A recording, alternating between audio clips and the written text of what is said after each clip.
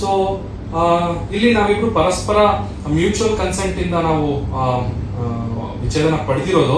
ಎಲ್ಲೋ ಒಂದ್ ಕಡೆ ಅವ್ರಿಗೆ ಬೇಸರ ಆಗಿರ್ಬೋದೇನೋ, ಅಯ್ಯೋ ಏನೂ ಸಿಕ್ಕಿಲ್ವಲ್ಲ, ಇವರಿಂದ ನಾವು ಕಂಟೆಂಟ್ ನ ತೆಗೆಯಕ್ಕೆ ಏನೂ ಸಿಕ್ಕಿಲ್ವ ಅನ್ನೋ ಒಂದು ಕೆಟ್ಟ ಮನಸ್ಥಿತಿ ಇರುವಂತಹ ಕೆಲವು ಜನಗಳಿದ್ದಾರೆ. ದಯವಿಟ್ಟು ಅದನ್ನ ಮಾಡಬೇಡಿ.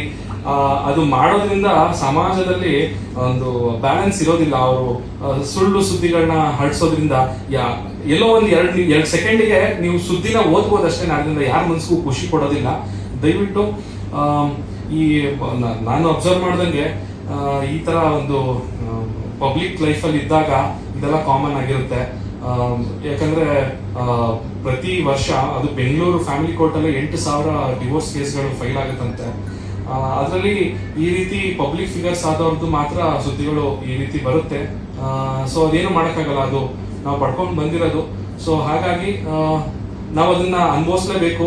ಇವಾಗ ಈ ಮಟ್ಟಕ್ಕೆ ಇವತ್ತು ನಾನು ಸ್ಟೇಜ್ ಮೇಲೆ ಬಂದು ನಿಮ್ಮೆಲ್ಲರ ಮುಂದೆ ಬಂದಿದ್ದೀವಿ ಅಂತ ಹೇಳಿದ್ರೆ ಖಂಡಿತವಾಗ್ಲೂ ಒಬ್ಬ ಪಬ್ಲಿಕ್ ಫಿಗರ್ಸ್ ಗಳಾಗಿ ಇದು ನಮ್ಮ ಜವಾಬ್ದಾರಿ ಕೂಡ ಆಗಿರುತ್ತೆ. ನಾವು ನಮ್ಮ ವೈಯಕ್ತಿಕ ಜೀವನ ಅದರಲ್ಲಿ ಆಗುವ ಹೋಗುಗಳನ್ನ ಸಂಪೂರ್ಣವಾಗಿ ನಾವು ತಿಳಿಸಕ್ ಆಗದೆ ಇದ್ರು ಎಲ್ಲೋ ಒಂದ್ ಕಡೆ ಯಾಕೆ ಆಯ್ತು ಅನ್ನೋ ಒಂದು ಕ್ಲಾರಿಟಿನ ಕೊಟ್ರೆ ನಮ್ಮನ್ನ ಫಾಲೋ ಮಾಡೋರ್ಗು ಒಂದು ಸಮಾಧಾನ ಇರುತ್ತೆ ಅನ್ನೋ ಒಂದು ಕಾರಣಕ್ಕೋಸ್ಕರ ಇವತ್ತು ಈ ಒಂದು ಪ್ರೆಸ್ ಮೀಟ್ ನ ಕೂಡ ಮಾಡಿದ್ವಿ. ಚಂದನ್ ಶೆಟ್ಟಿ ಅವರು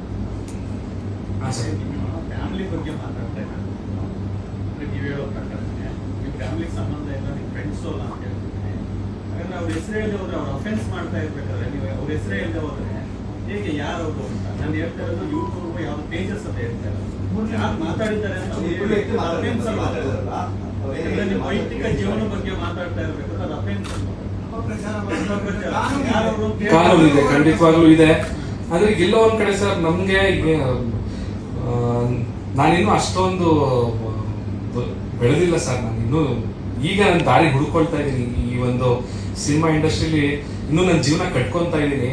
ಇಂಥ ಸಮಯದಲ್ಲಿ ನಾನು ಈ ತರದವ್ರ ಜೊತೆ ಎಲ್ಲ ಸೇರ್ಕೊಂಡು ಗುದ್ದಾಟ ನಡೆಸೋಷ್ಟು ಟೈಮು ಇಲ್ಲ, ದುಡ್ಡು ಇಲ್ಲ ನನ್ನ ಹತ್ರ. ನನ್ಗೆ ನನ್ನ ಜೀವನ ಕಟ್ಕೊಳ್ಳೋದ್ರಲ್ಲಿ ನಾನು ಬಿಸಿ ಇದ್ದೀನಿ. ಸೊ ಹಾಗಾಗಿ ಸತ್ಯ ಯಾವತ್ತಿದ್ರು ಒಂದಲ್ಲ ಒಂದ್ ದಿವಸ ಹೊರಗಡೆ ಬರಲೇಬೇಕು. ಸೊ ಹಾಗಾಗಿ ಇವ್ರ ಮೇಲೆ ಗುದ್ದಾಟದಿಂದ ನಾನು ಏನು ಪ್ರೂವ್ ಮಾಡುವಂಥದ್ದೇನಿಲ್ಲ.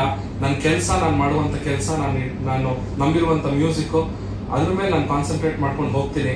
ಅವರು ಇನ್ನೂ ತೀರಾ ಇದ್ರ ಮೇಲೂ ಅತಿರೇಕಕ್ಕೆ ಏನಾದ್ರು ತಗೊಂಡೋದ್ರೆ ಅವಾಗ ಖಂಡಿತವಾಗ್ಲೂ ನಾನು ಅದನ್ನ ಕಾನೂನಾತ್ಮಕವಾಗಿ ಮುಂದೆ ತಗೊಂಡು ಹೋಗ್ತೀನಿ. ಚಂದನ್ ಮೆನ್ಷನ್ ಮಾಡಿದ ಹಾಗೆ ಇವಾಗ ನಾವು ಕ್ಲಾರಿಟಿ ಕೊಟ್ಟಾಗಿದೆ. ಇನ್ಮೇಲೂ ಕೂಡ ಯಾರಾದ್ರೂ ಅದೇ ತರ ರೂಮರ್ಸ್ ಸ್ಪ್ರೆಡ್ ಮಾಡೋದಾಗ್ಲಿ, ತಪ್ಪು ಫಾಲ್ಸ್ ಇನ್ಫಾರ್ಮೇಶನ್ ಸ್ಪ್ರೆಡ್ ಮಾಡೋದಾದ್ರೆ ಏನಾದ್ರು ಮಾಡಿ ಡೆಫಿನೆಟ್ಲಿ ನಾನು ಲೀಗಲ್ ಆಕ್ಷನ್ ತಗೊಂಡು ಡಿಫಮೇಷನ್ ಕೇಸ್ನ ಅವ್ರ ಮೇಲೆ ಹಾಕ್ತೀನಿ.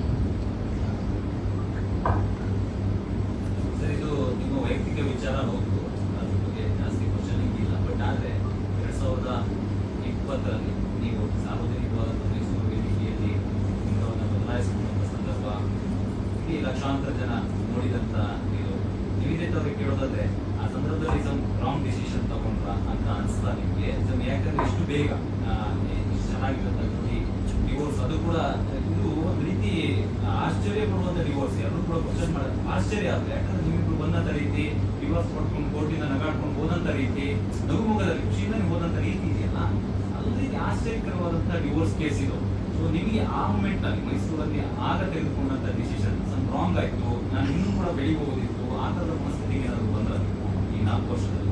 ಇಲ್ಲ ಸರ್, ಆತರ ಏನು ಇಲ್ಲ. ಯಾವುದೇ ಡಿಸಿಷನ್ ರಿಗ್ರೆಟ್ ಮಾಡೋದಾಗ್ಲಿ ಏನು ಇಲ್ಲ. ನಾನು ಚಂದನ್ ಜೊತೆ ಒಳ್ಳೊಳ್ಳೆ ಮೆಮೊರೀಸ್ ಕೂಡ ಇದೆ, ಅದಂತೂ ನಾನು ಸುಳ್ಳು ಅಂತ ಹೇಳಕ್ಕಾಗಲ್ಲ. ಈ ಡಿಸಿಷನ್ ಪ್ಯೂರ್ಲಿ ಬಿಕಾಸ್ ಕಂಪ್ಯಾಟಬಿಲಿಟಿ ಇಲ್ಲ. ಬಟ್ ಆದ್ರೆ ನಾವಿಬ್ರು ಒಳ್ಳೆ ಫ್ರೆಂಡ್ಸ್ ಕೂಡ ಇವಾಗ್ಲೂ ಕೂಡ. ನಾನ್ ಚಂದನ್ನ ಬಿಟ್ಟು ಹೋಗ್ಬೇಕು ಅಂತ ಡಿಸಿಷನ್ ಮಾಡಿಲ್ಲ, ಅಂದ್ರೆ ಇನಿಷಿಯೇಟ್ ಮಾಡಿಲ್ಲ, ಅಥವಾ ಚಂದನ್ ನನ್ನ ಹತ್ರ ಇನಿಷಿಯೇಟ್ ಆತರ ಏನು ಇಲ್ಲ. ನನ್ನ ಕೂತ್ಕೊಂಡು ದಿನ ಇವಾಗ ನಾವೇನಾದ್ರು ಕಾನ್ಫ್ಲಿಕ್ಟ್ಸ್ ಮಾಡ್ತಂದ್ರೆ ಒಬ್ರ ಮೇಲೆ ಒಬ್ರು ಹೋಗ್ತಾ ಎನಿಮಿಟಿ ಬಿಲ್ಡ್ ಆಗತ್ತೆ. ಬಟ್ ಇವಾಗ ನಾವು ಒಳ್ಳೆ ರೀತಿಲಿ ಒಬ್ರನ್ನೊಬ್ರನ್ನ ಕೆರಿಯರ್ಸ್ನ ಸಪೋರ್ಟ್ ಮಾಡ್ಕೊಂಡು ಗ್ರೋತ್ ಮಾಡ್ಕೊಂಡು ಹಾಗೆ ಇರ್ತೀವಿ. ಚಂದನ್ ನಾನು ಸಪೋರ್ಟ್ ಮಾಡ್ತೀನಿ, ಅವ್ರು ನನಗೆ ಸಪೋರ್ಟ್ ಮಾಡ್ತಾರೆ. ಯಾವುದೇ ತರ ಅವಾಗ ಅದೊಂದು ರಿಗ್ರೆಟ್ ಮಾಡ್ಕೊಂಡು ಅಯ್ಯೋ ಇನ್ನೂ ಬೆಳಿಬೋದಿತ್ತು ಆ ಥರ ಏನೂ ಇಲ್ಲ. ನಾನು ಅವಾಗಲೇ ಹೇಳ್ದಂಗೆ ನಿಮ್ಗೆ ಏನಾದ್ರು ಟ್ಯಾಲೆಂಟ್ ಇದ್ರೆ ನಿಮ್ಗೆ ಆಪರ್ಚುನಿಟೀಸ್ ಅದೇ ಉಟ್ಕೊಂಡು ಬರುತ್ತೆ. ಎಷ್ಟೊಂದು ಜನ ಇಂಡಸ್ಟ್ರಿಯಲ್ಲಿ ಮದುವೆ ಆಗಿರೋರಿದ್ದಾರೆ, ಅವರೆಲ್ಲ ಅವ್ರ ಕೆರಿಯರಲ್ಲಿ ಎಷ್ಟೊಂದು ಜನ ಗ್ರೋತ್ ನೋಡಿದ್ದಾರೆ, ನೋಡ್ತಾ ಇದ್ದಾರೆ.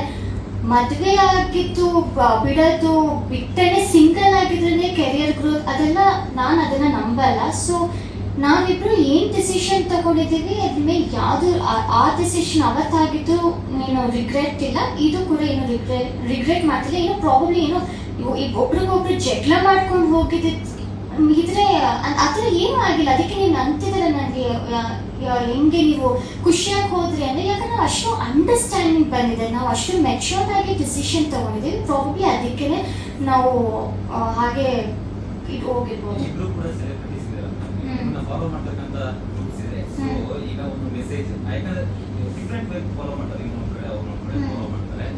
ಸೊ ನಿಮ್ಮಲ್ಲಿ ಯಾವ್ದು ಮದುವೆ ಆದಂತ ಕುಟುಂಬ ಎಲ್ಲೋ ಚಿಕ್ಕ ಪುಟ್ಟ ಕಿತ್ತಾಟಗಳಿರುತ್ತೆ, ಸೊ ಮಿಸ್ಅಂಡರ್ಸ್ಟ್ಯಾಂಡಿಂಗ್ ಚಿಕ್ಕ ಪುಟ್ಟ ವಿಚಾರಗಳಿಗೆ ಬಂದಾಗ ಸೊ ಈ ತರದ ಒಂದು ಡಿಸಿಷನ್ಗಳು ಬೇಕು ಅಂತಿರೋ ಬೇಡ ಅಂತ, ಯಾಕಂದ್ರೆ ಈ ತರದ ಡಿಸಿಷನ್ ಬಟ್ ಅಂದ್ರೆ ನಿಮಗೆ ಯಾಕೆ ದೊಡ್ಡದು ಮಾಡ್ಕೊಳ್ಳೋದು, ಯಾಕೆ ಇದರಲ್ಲಿ ನಿಮಗೆ ಎಂಡ್ ಮಾಡ್ಕೊಂಡು ಡಿವೋರ್ಸ್ ತಗೊಂಡು ನಾವು ಫ್ರೆಂಡ್ಲಿ ಆಗಿ ಇರೋಣ ಅಂತಕ್ಕಂಥ ಒಂದು ಮೆಸೇಜ್ ಕೊಡ್ತಾ ಇದ್ದೀರಾ ನಿಮ್ಮ ಫಾಲೋವರ್ಸ್?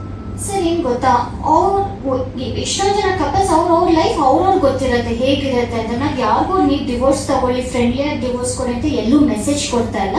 ಅಥವಾ ನಮ್ಮ ಇಂಟೆನ್ಷನ್ ಕೂಡ ಅದಲ್ಲ. ಇವಾಗ ಅವರು ಅವ್ರ ಲೈಫ್ನ ಸಾಲ್ವ್ ಮಾಡ್ಕೊಂಡು ಅವ್ರು ಮುಂದೆ ಹೋಗ್ಬೋದು ಅಂತ ಅವ್ರ ಮೇಲೆ ಡಿಪೆಂಡ್ ಆಗಿರುತ್ತೆ.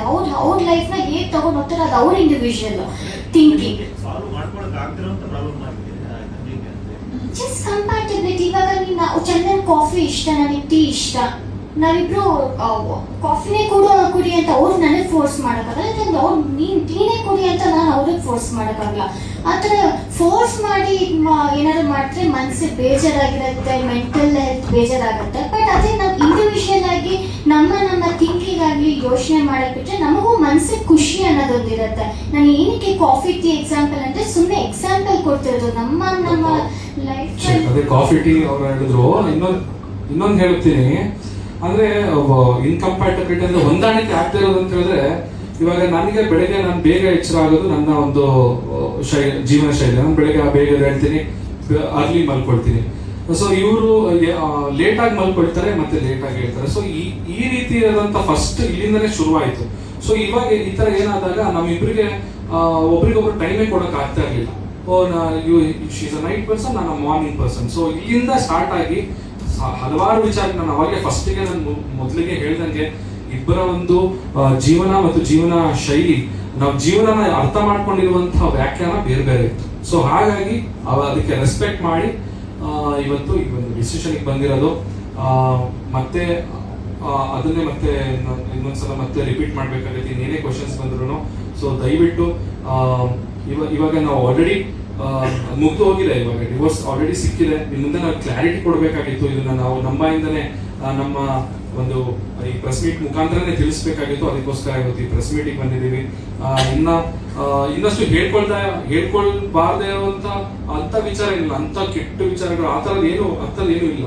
ಸೊ ಹಾಗೆ ಖಾಸಗಿ ವಿಚಾರಗಳನ್ನ ನಾನು ಎಲ್ಲರ ಮುಂದೆ ಬಹಿರಂಗವಾಗಿ ನಾನು ತಿಳಿಸೋಕ್ಕೂ ನನಗೆ ಮನಸ್ಸಿಲ್ಲ.